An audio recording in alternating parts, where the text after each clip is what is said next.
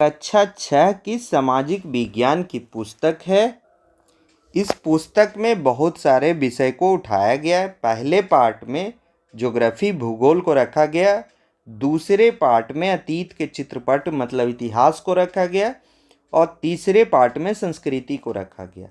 ये 5 चैप्टर भारतीय इतिहास का लीजिए और संस्कृति, इसको हम इस 5 चैप्टर को सबसे पहले क्या करेंगे, डिस्कस करेंगे और समझने का प्रयास करेंगे, जिसका एक भाग, पहला भाग इतिहास की समय रेखा एवं उसके स्रोत का पहला भाग हमने अपलोड कर दिया।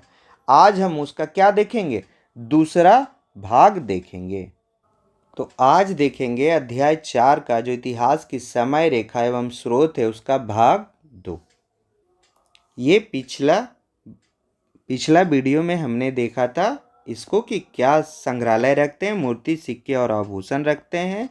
फिर ये पूरा टाइमलाइन देखा था जिसमें देखा था कि पृथ्वी पहले जन्म हुआ, फिर प्रथम कोशिका आया उस पर, फिर ऑक्सीजन, फिर जीवाणु, फिर स्पंज और कवक, फिर परवाल, फिर मछली, उभयचर, ये सब देखे। फिर होमोसेपियंस बहुत बाद में आए और हमने ये भी बताया कि 99.9% पृथ्वी के जीवन काल में मानव का कोई अस्तित्व नहीं था। फिर हम पढ़ें कि मानव जो है पृथ्वी के इतिहास का कैसे अध्ययन करते हैं, तो उसमें भूविज्ञानी, जीवाश्म विज्ञानी, मानव विज्ञानी, पुरातत्व विज्ञानी। अब जीवाश्म विज्ञानी और पुरातत्व विज्ञानी में क्या अंतर है उसको भी हमने समझा। अब देखेंगे हम इतिहास में समय की गणना किस प्रकार की जाती है। प्रत्येक समाज एवं संस्कृति के पास समय की गणना करने की अपनी प्रणालियाँ रही है। ये मतलब समाज और संस्कृति के साथ क्या है, बदल रहा। कोई किसी तरह से गणना कर रहा है, कोई किसी तरह से। अगर आप खुद सोचिए कि आप मान लेते हैं कि नहीं, अशोक जो है 0 साल में जन्म लिया, किसी को तो 0 मानिएगा, किसी को तो रेफरेंस मानिएगा। अब जो अशोक के पीछे है वो निगेटिव, जो आगे है वो पॉजिटिव। तो इस तरह से आप अपने समय की गणना अपने अनुसार कर सकते हैं। या किसी ने मान लिया कि बुद्ध भगवान जब जन्म लिए तो ये बहुत अच्छा साल है तो इसको 0 मान लो, और 0 के पीछे निगेटिव और आगे क्या है, पॉजिटिव। लेकिन बात है कि पहले 0 तो समझ में आए कि 0 की है क्या, 0 मानना भी है कि नहीं मानना, और 0 कब आया, कैसे आया, बहुत बाद में आया। आर्यभट्ट जाके 0 को दिए, जो क्लास कक्षा 7 की पुस्तक में उनके बारे में दिया गया है। तो जब आप 0 नहीं जान रहे हैं तो आप किसी को क्या मान लेंगे कि यही क्या है, इन्हीं के बाद, इन्हीं के पहले सब कुछ होगा। तो कभी कभी क्या होता है कि 0 भी इम्पोर्टेंट है। ये आज हमको नॉर्मल लगता है, वो उस समय नॉर्मल नहीं था। तो प्रमुख घटनाएं जैसे किसी व्यक्ति विशेष का जन्म, किसी शासक के शासन, क्या है, व्यक्ति विशेष का कोई जन्म, जो अभी बोले, चाहे आप अशोक को मान लीजिए, चाहे आप बुद्ध भगवान को मान लीजिए, उसको माना जाता का आरंभ, एक नए युग का आरंभ माना जाता है। तो नया युग क्या है, अगर हम लोग युग को समझेंगे तो सतयुग, कलयुग, द्वापर युग, त्रेता युग जो बोलते हैं उसको आप देखिए तो किसी एक मानव के इतिहास, किसी एक शासक के समय को बोलते हैं। जैसे द्वापर युग कृष्ण भगवान के जन्म के बाद के समय को द्वापर युग बोलते हैं कि द्वापर युग में वो जन्म लिए। उसी तरह से आप जब राम जी के बारे में बात करते हैं तो कहते हैं कि वो त्रेता युग में जन्म लिए। जब सतयुग की बात करते हैं तो आप बात करते हैं कि राजा हरिश्चंद्र आए। तो इस तरह से जो युग, जो आज हम पढ़ रहे हैं कि युग इसको मानेंगे, वो भी बहुत युग गुजरने के बाद आया। कि युग को मानना है, इस बात को भी मानने के लिए बहुत युग लग गए। क्योंकि ये चीज़ें कब आई, पुराण के समय में आई। और कब आई, लगभग गुप्त काल के समय में ही पुराणों का क्या हुआ, संकलन हुआ। तो आप ये नहीं कह सकते कि युग का कॉन्सेप्ट शुरू से ही था। युग पहले समझ में तो आना चाहिए कि युग है, वो तो बाद में हम कह रहे हैं कि उस समय जो कृष्ण भगवान जन्मे उनको द्वापर युग हम मानेंगे। तो लेकिन अगर विदेशों में समझे, दूसरे देशों में समझे, तो किसी व्यक्ति विशेष का जन्म या किसी शासन का आरंभ क्या कहलाता है, एक युग का आरंभ कहलाता है। और ये युग क्या है, समय का एक निश्चित कालखंड है। अब आगे देखें, ग्रेगोरियन कैलेंडर। ग्रेगोरियन कैलेंडर क्या है? ये व्यापक सबसे ज़्यादा विश्व भर में उपयोग होता है और इसमें इस तरह से इसको क्या है, इसके बारे में हम थोड़ा सा डिटेल जान लेते हैं।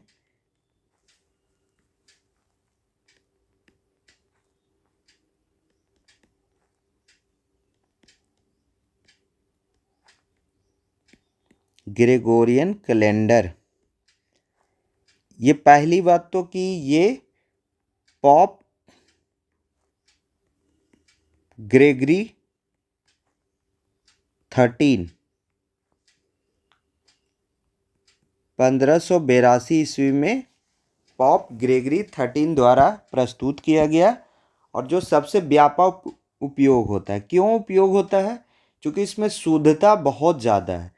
इसमें लीप ईयर के लिए, लीप वर्ष के लिए 3 नियम बनाए गए। पहला नियम ये था कि वो 4 से क्या हो, विभाजन हो उसका।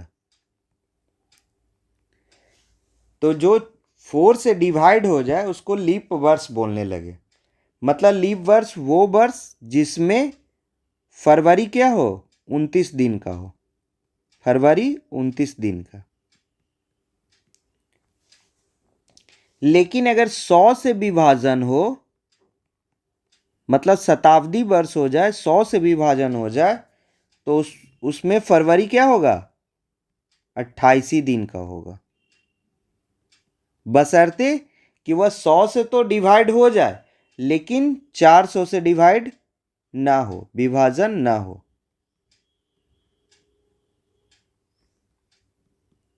तब वो क्या है, उसका फरवरी क्या होगा, 28 दिन का होगा। और अगर 400 से विभाजन हो जाए तो उसमें भी फरवरी क्या हो जाएगा, 29 दिन का हो जाएगा।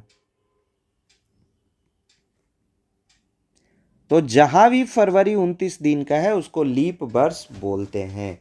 तो जैसे इसमें देखिए 1800, 1900, 2000, अगर इसको 4 से डिवाइड हुआ तो सिर्फ 2000 डिवाइड हो रहा है, इसलिए केवल 2000 ही क्या होगा, लीप वर्ष होगा। केवल 2000 क्या होगा, लीप वर्ष होगा। किस किस में?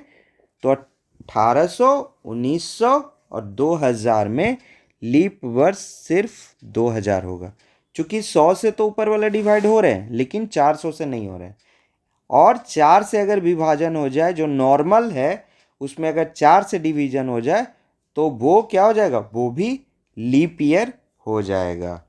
इस कैलेंडर में काफ़ी ज़्यादा शुद्धता होने के कारण इसे उपयोग किया जाता है।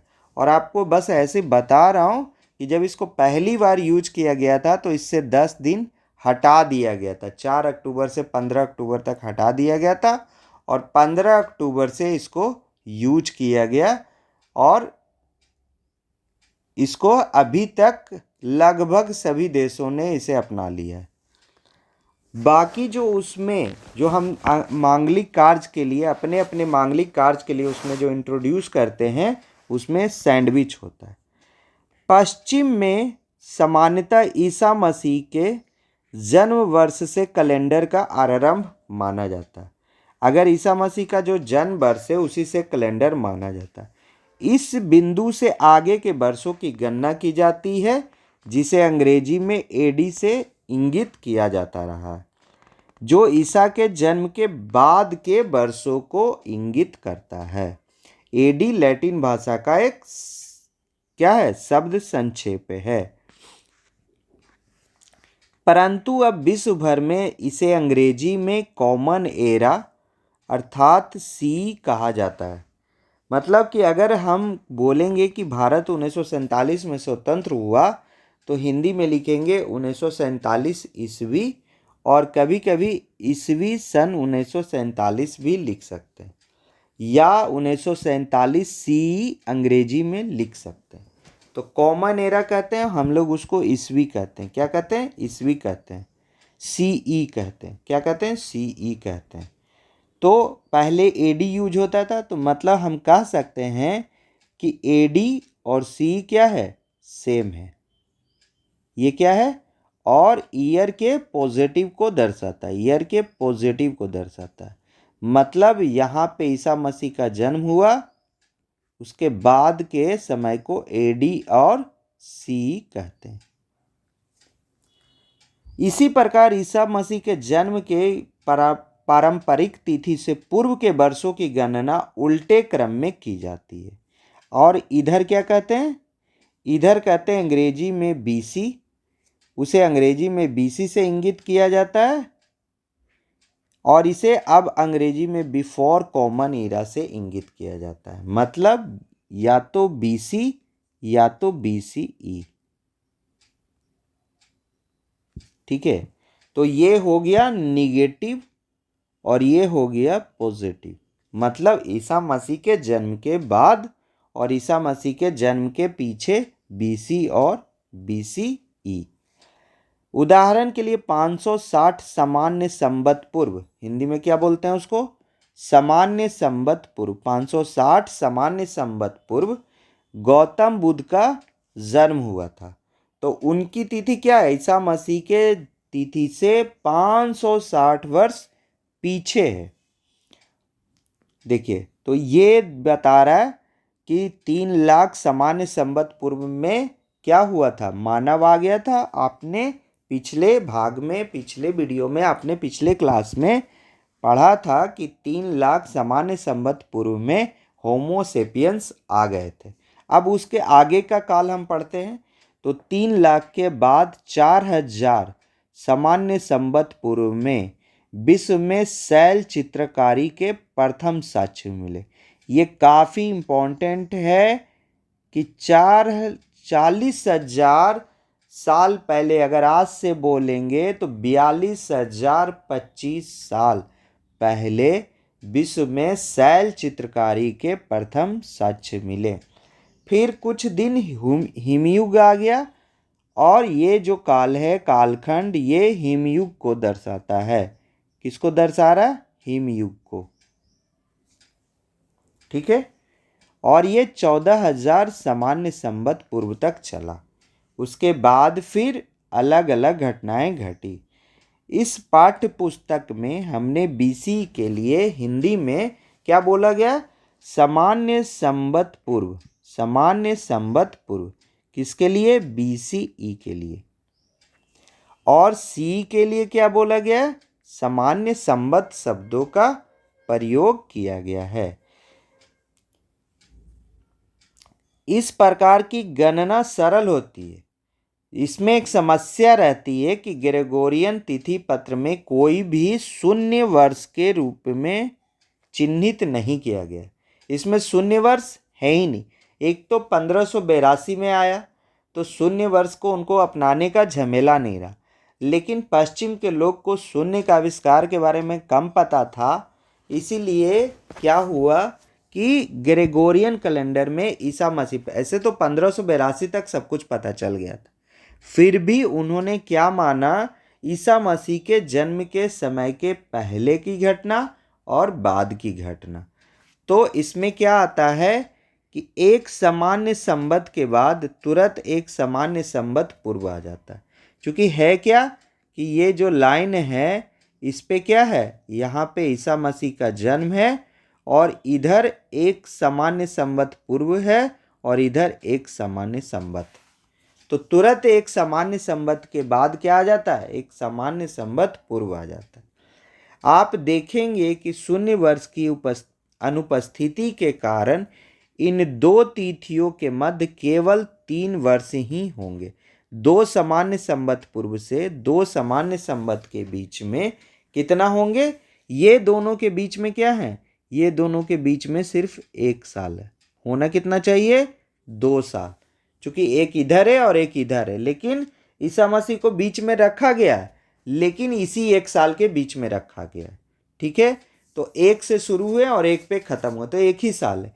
अगर इधर दो सामान्य संवत पूर्व है और इधर 2 सामान्य संवत है, तो ये दोनों के बीच में होना चाहिए कितना गैप? 4 साल। कितना होना चाहिए? 4 साल। लेकिन है कितना? होगा कितना? -1 3 ईयर। ठीक है, तो एक माइनस हमेशा कर देंगे। अब यही बताया जा रहा है इसमें कि जोड़कर उनके योग में से एक को घटा देना चाहिए। तो इसीलिए 2 + 2 4 - 1 3 हो गया।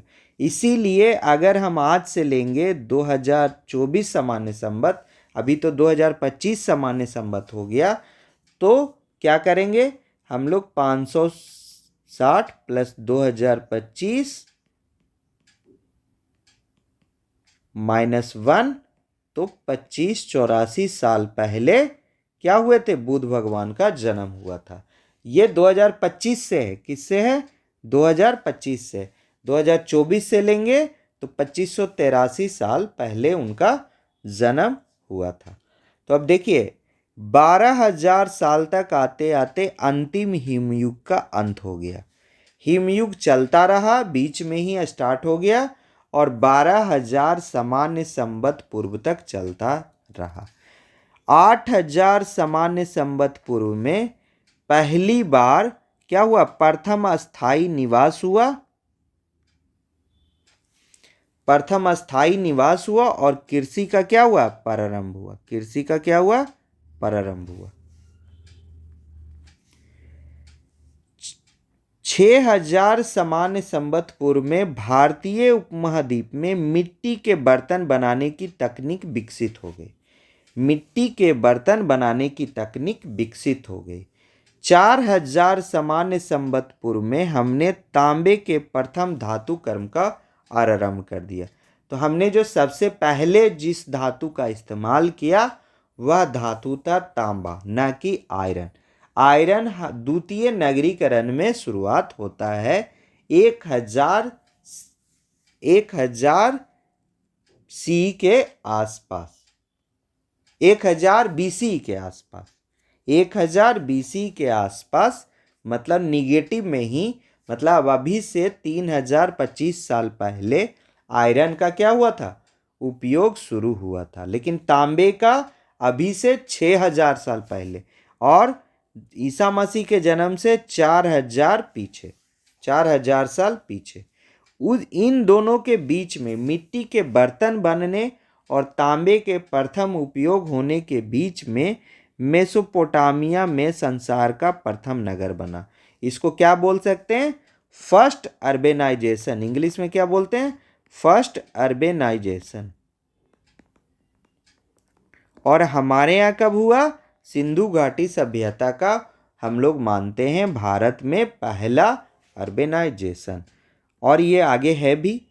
और 2000 सामान्य संवत पूर्व से थोड़ा सा साल पहले, लगभग 3500 साल माना जाता है, सिंधु सरस्वती सभ्यता की क्या हो गई, शुरुआत हो गई। फिर बुद्ध का जन्म हुआ, जो 560 हम लोग लिख रहे हैं, 560 सामान्य संवत पूर्व। क्या लिखते हैं, सामान्य संवत पूर्व।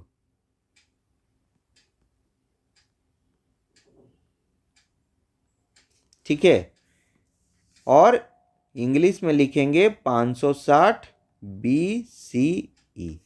क्या लिखेंगे, 560 BCE। तो बुद्ध का जन्म हो गया। उसके बाद ये ईसा मसीह का जन्म आया। कोई बोलेगा ईसा मसीह का जन्म 0 ईयर है, तो नहीं, इनका जन्म का ईयर माना जाता एक सामान्य संवत पूर्व से लेके एक सामान्य संवत के बीच में। 2000 सामान्य संवत अशोक फिर आया। बुद्ध के जन्म के बाद अशोक आया, उसके बाद ईसा मसीह का जन्म हुआ। 2000 सामान्य संवत हम आज इस कालखंड में हैं। इस प्रकार की घटनाओं को चिन्हित करने के लिए समय रेखा एक सुविधाजनक उपकरण है, क्योंकि यह किसी विशेष अवधि में तिथियों और घटनाओं के अनुक्रम को दिखाता है। तो ये समय रेखा हम लोग देख लिए मानव सभ्यता का। समय रेखा पे बिंदुओं के माध्यम से प्रमुख ऐतिहासिक घटनाओं को चिन्हित किया गया। जैसे 560 क्या है, सामान्य संवत पूर्व बुद्ध भगवान का जन्म है। फिर बीच में अशोक भी है। बीच में क्या है, अगर हम बोलेंगे कि बीच में अशोक भी है। पूरा मौर्य साम्राज्य क्या है, बुद्ध भगवान और ईसा मसीह के जन्म के बीच में ही है। और फिर आज खड़ा है। समय रेखा ऐतिहासिक घटनाओं को क्रम को समझने में सहायक होती है। तिथियां देखे बिना भी अब आप बता सकते हैं कि बुद्ध का जन्म ईसा मसीह के जन्म से पहले हुआ था। तो बुद्ध आए, सिंधु घाटी सरस्वती आया, सिंधु सरस्वती सभ्यता है जिसको इंडस वैली सिविलाइजेशन भी बोलते हैं। तो ये देखिए, ये है कि होमोसेपियंस चले। प्रथम चित्रकारी 40,000 सामान्य संवत पूर्व में वो लोग करने लगे। फिर ह्यूमयुग आया जिसके चलते कुछ ज़्यादा कोई खास तकनीकी विकास नहीं हुआ और वो 12,000 साल तक चलता रहा। अंतिम हिमयुग समाप्त हुआ 12,000 सामान्य संवत पूर्व में।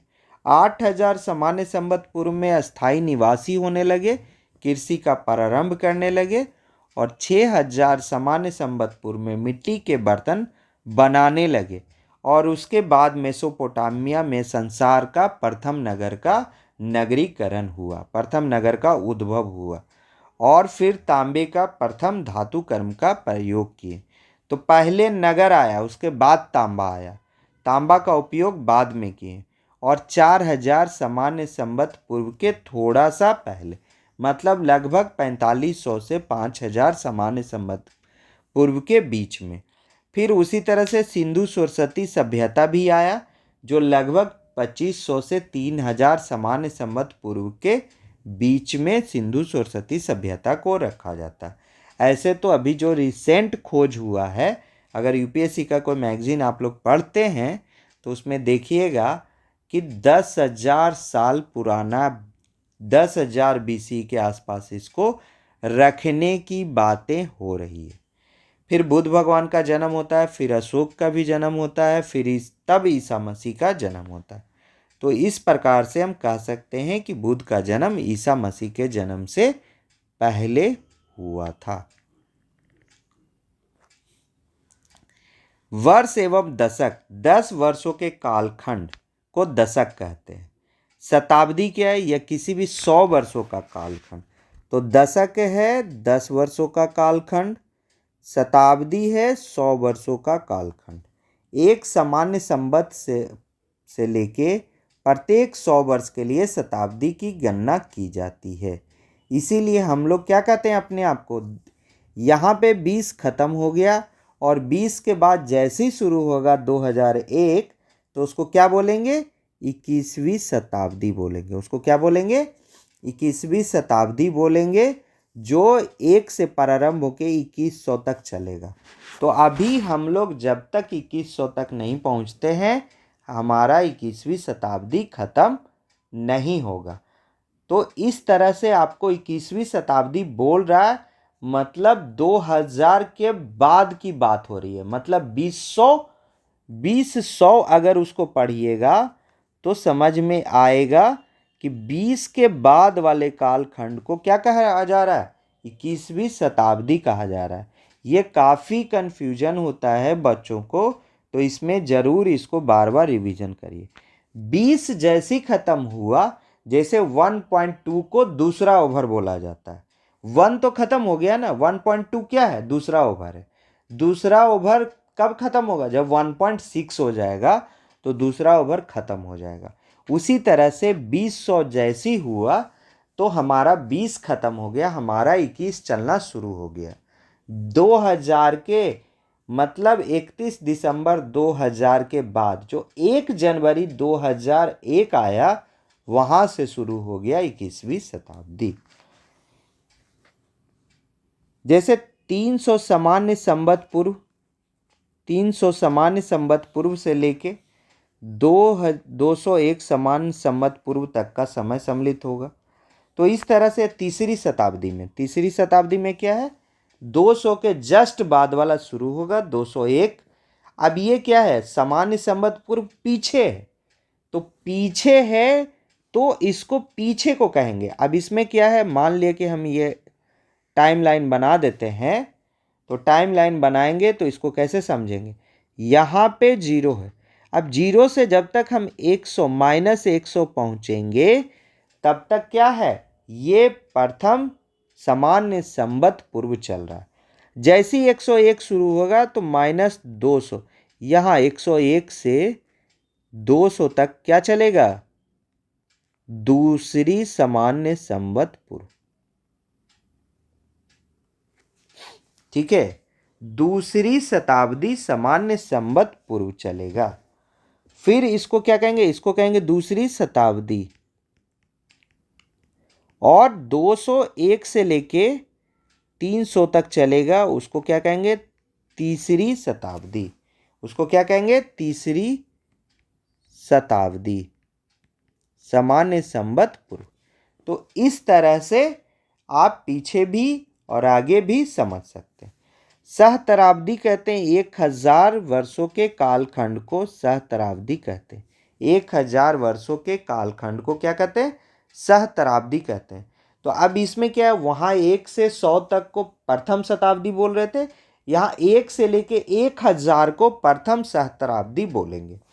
तो अगर हमको कहेगा कि कौन से हम सहस्त्राब्दी में हैं, तो 2000 के जस्ट बाद हम लोग कहाँ एंट्री कर गए, तीसरी सहस्त्राब्दी में। तीसरी सहस्त्राब्दी में। तो हम लोग तीसरी शताब्दी में सहस्त्राब्दी में रह रहे हैं और 21वीं शताब्दी में रह रहे हैं। तो हम लोग का जो वर्तमान समय है वह तीसरी सहस्त्राब्दी है और 21वीं शताब्दी है। ठीक है, शताब्दी की तरह सामान्य संवत पूर्व सहस्त्राब्दी की गणना के लिए एक सामान्य संवत पूर्व से आरंभ करके समय में पीछे की ओर लौटते हैं। तो सामान्य संवत पूर्व में पीछे लौटेंगे, 1 से लेके 1000 माइनस मतलब 1000 सामान्य संवत पूर्व तक प्रथम सहस्त्राब्दी होगा। 1000 के बाद 1001 से लेके 2000 तक दूसरी सहस्त्राब्दी होगा। तो आइए पता लगाएं, क्या कह रहा है, 1900 सामान्य संवत से लेकर आज तक की समय रेखा बनाइए। इस पे अपने दादा दादी, नाना नानी, माता पिता, भाई बहन के जन्म तिथियों को अंकित कीजिए और साथ ही 20वीं शताब्दी सामान्य संवत के आरंभ वर्ष एवं अंतिम वर्ष को भी अंकित कीजिए। तो 20वीं शताब्दी का 20वीं शताब्दी मतलब 2000 का, 2000 की बात कर रहा है, का आरंभ वर्ष क्या होगा, तो आरंभ वर्ष क्या होगा, 1901 से शुरू होगा और 2000 तक चलेगा। ये हो जाएगा 20वीं शताब्दी। इसको क्या बोलेंगे, 20वीं शताब्दी। तो जहाँ तक हम पहुँच जाते हैं उसको शताब्दी बोलते हैं। 2000 तक पहुँचे तो हम 20वीं शताब्दी बोलेंगे, 2100 तक पहुँच जाएंगे तो 21वीं शताब्दी बोलेंगे। उसके पीछे के 100 साल तक को हम क्या बोलेंगे, उसी को 20वीं शताब्दी बोलते रहेंगे। तो 1901 जैसी आया वैसी शुरू हो गया 20वीं शताब्दी। तो इसका आरंभ वर्ष ये हो गया और अंतिम वर्ष 2000 हो गया। क्या आप जानते हैं कि भारत में पारंपरिक तिथि पत्रों का निर्माण किस प्रकार किया जाता है रहा है। अनेक भारतीय तिथि पत्र महीनों एवं दिनों के निर्धारण के लिए सूर्य एवं चंद्रमा की स्थिति पर निर्भर करते हैं। तो जो हमारा पंचांग है वो सूर्य और चंद्रमा पे निर्भर करता है, जिसको क्या कहते हैं, पंचांग कहते हैं। यह एक पुस्तक है जिसमें प्रत्येक माह के दिनों के साथ साथ संबंधित खगोलीय आंकड़ों को सूचीबद्ध किया जाता है। खगोलीय आंकड़ों जैसे सूर्य ग्रहण, चंद्र ग्रहण, सूर्योदय, सूर्यास्त, ये सब क्या है, खगोलीय आंकड़ा है। और इसमें मौसम के पूर्वानुमान, त्योहारों की तिथियों का भी समय निर्धारण किया जाता है। और विवाह भी बोल सकते हैं इसमें विवाह की भी तिथियों को अंकित किया जाता है। तो ये क्या हो गया हमारा पंचांग। तो पंचांग किसको कहते हैं वो भी आपको समझ में आना चाहिए। इतिहास के स्रोत कोई स्थान, व्यक्ति, लेख अथवा वस्तु जिसके माध्यम से कोई स्थान हो, चाहे व्यक्ति हो, चाहे कोई लेख हो, चाहे कोई वस्तु हो, जिसके माध्यम से हम अतीत की किसी घटना अथवा कालखंड से संबंधित जानकारी एकत्र करते हैं। इतिहास के स्रोत क्या क्या हैं जानें।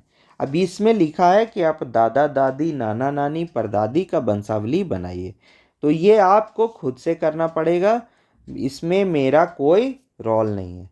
आपने अपने परिवार के अतीत के संबंध में जानकारियाँ, छायाचित्र, डायरियाँ, पहचान पत्र आदि का उपयोग किया या केवल अपने माता पिता और संबंधियों की स्मृतियों पे निर्भर थे।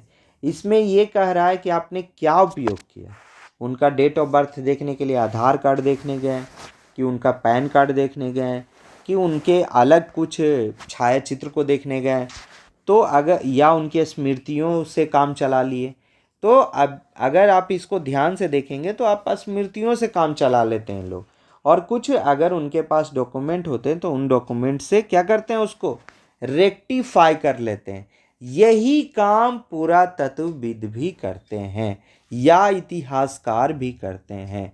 वो भूवैज्ञानिक, जीवाश्म वैज्ञानिक, समाज विज्ञानी, पुरातत्वविद ये सब से डाटा कलेक्ट करते हैं, साहित्य को देखते हैं और क्या करते हैं, अपने इतिहास को रीडिफाइंड करते रहते हैं, हमेशा बदलते रहते हैं।